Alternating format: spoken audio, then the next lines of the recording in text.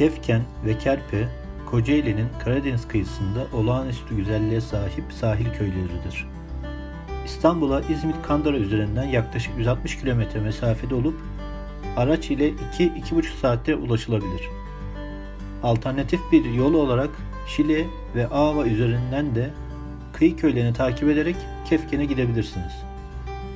Kefken ve Kerpe, yazın bile hırçın esen Karadeniz rüzgarlarına karşı korunaklı, yarım daire şeklinde koylardan meydana gelmektedir. Bu sakin sular ve sırtını çam ormanlarına yaslayan altın kum plajları sizi oldukça şaşırtacaktır. Ancak ilginizi daha fazla çekecek olanın çeşitli şekillerdeki kayalıklar olduğuna eminim. İsterseniz sırasıyla doğa harikası bu koyları birlikte gezelim. Kefken gezisinde sizi önce Karadeniz'e nadir bulunan Kefken Adası'na götürmek istiyorum. Bir ada ne kadar nadir olabilir ki? Peki size yurdumuzun en uzun sahil şeridine sahip Karadeniz kıyısında kaç tane ada var diye sorsam ne cevap verirsiniz? Hatta tüm Karadeniz'de toplam kaç ada vardır? Tahmininiz ne olurdu? Muhtemelen aklınıza gelen tek ada Giresun Adası olacaktır. Daha önce hiç düşündünüz mü bilmiyorum ama Karadeniz kıyısında Amasya'yı saymazsak sadece 2 ada var. Giresun ve Kefken Adaları. Tüm Karadeniz'de de toplam 10 kadar ada var. Kefken Adası'nı diğerinden ayıran en büyük özelliği ise Türkiye'ye ait üzerinde yaşam olan tek Karadeniz adasıdır. Kefken Adası yüzyıllar boyunca Cenevizliler tarafından kale olarak kullanılmış.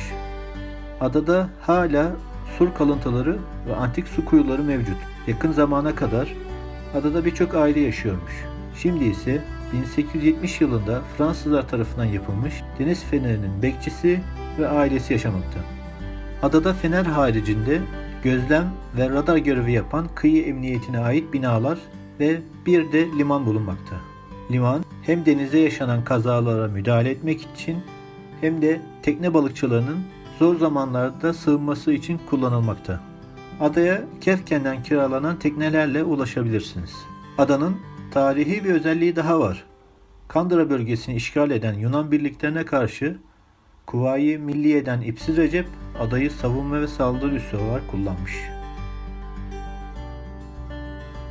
Cebeci, Kerpe'den 20 km mesafede bir tatil köyüdür. 6 kilometrelik kumsala sahip olan plaj, 2014 yılında mavi bayrak almış. Deniz suyu oldukça temiz ve kumsalı incecik bir kuma sahip. Pansiyon ve butik otellerle konaklama imkanı olduğu gibi çam ormanlarının altında çadır kampı da yapabilirsiniz.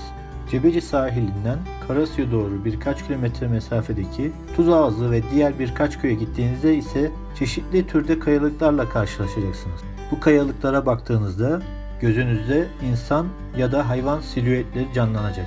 Taşa dönüşmüş bir canlı ya da heykeltıraş ustalığı ile tıraşlanmış bir kaya parçası gibi. Bu benzetmeler masum gibi gözükse de psikolojide bunun bir tanımı var. İnsanların herhangi bir şekli insan yüzüne benzetme konusunda yaşadığı psikolojik rahatsızlığa paradolya denmekte.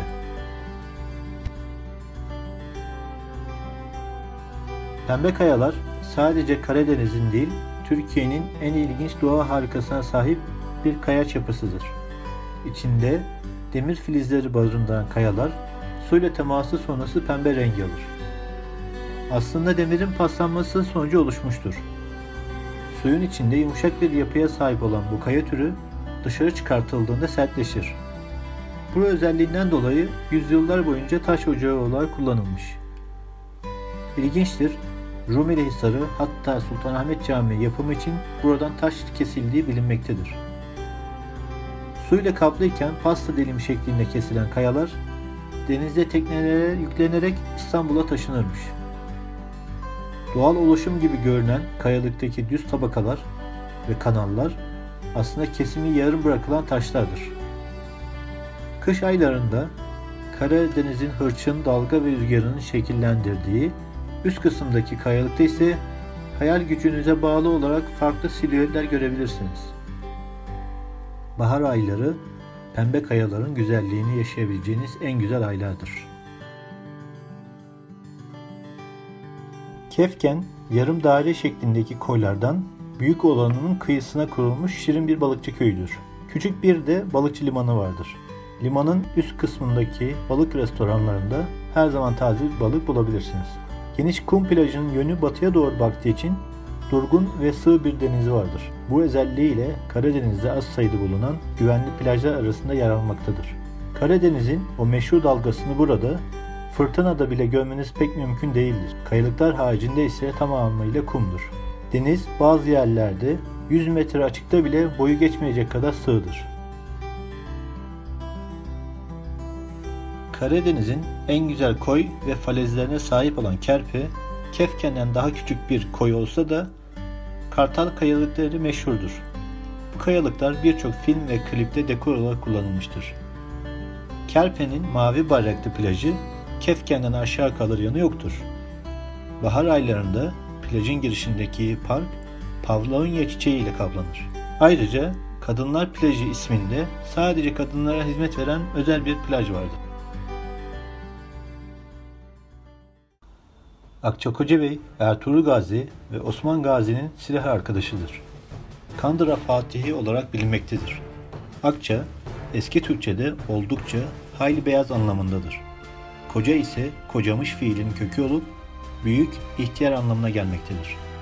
94 yaşındayken İzmit üzerine sefere çıkacağı sırada Kandıra'da vefat eden Akçakocabey, vasiyeti gereği Ertuğrul Gazi gibi otağının bulunduğu tepeye gömülür.